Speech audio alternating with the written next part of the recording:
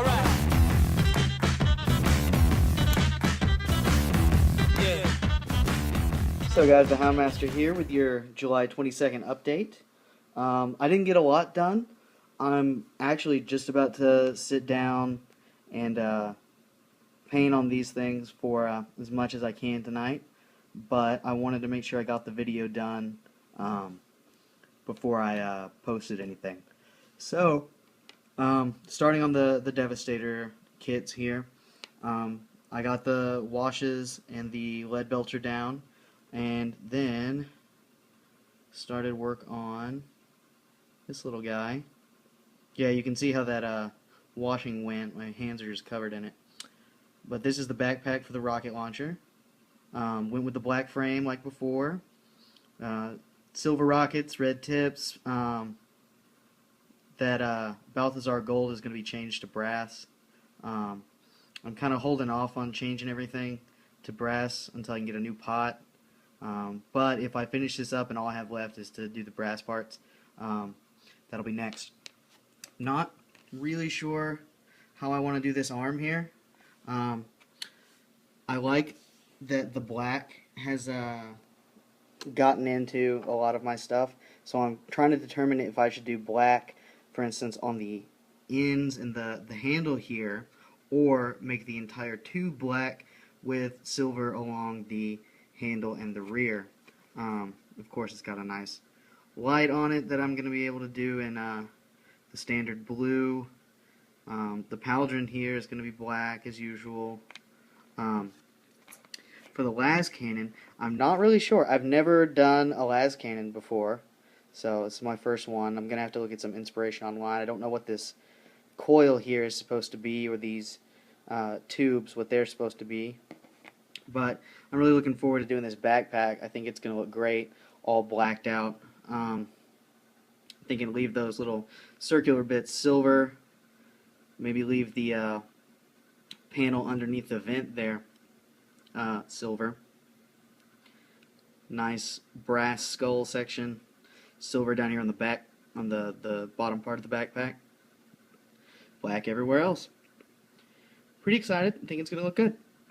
As for the Melta, haven't painted one of these either, so it's going to be an experience. I'm thinking black all over the gun for the casing, as well as brass for the skull. Silver on the tips, silver on the arms. Really not a lot that I can mess up here, but this, on the other hand, I'm pretty excited about. I'm thinking I'm going to do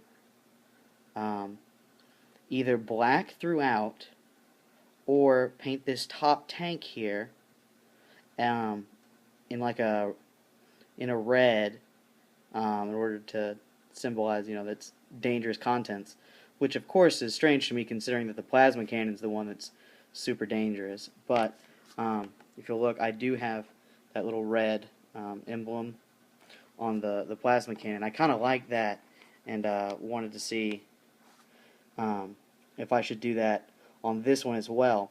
My other thought was just to paint this top black and make that circular section there into a red little warning symbol, perhaps with some brass accents.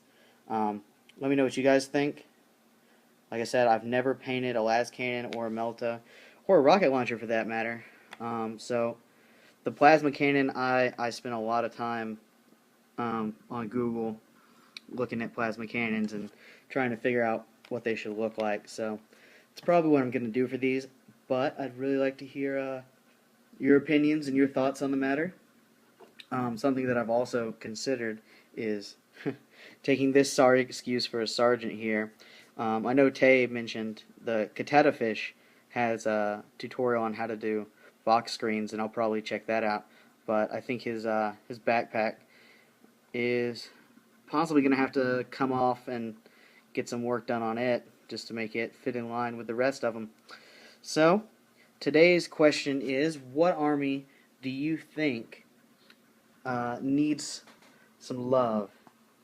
Now, as far as fantasy goes, I'm definitely going to go with Wood Elves. They're really struggling this edition, but I'm sure their ship's going to come in eventually. For 40k, Sisters of Battle strike me as one that really need an update. They don't have everything they need to fill their force organization. Um, Same thing with Black Templars. I'd like to see more special rules for them. I'm very excited about the new supplements that are coming out.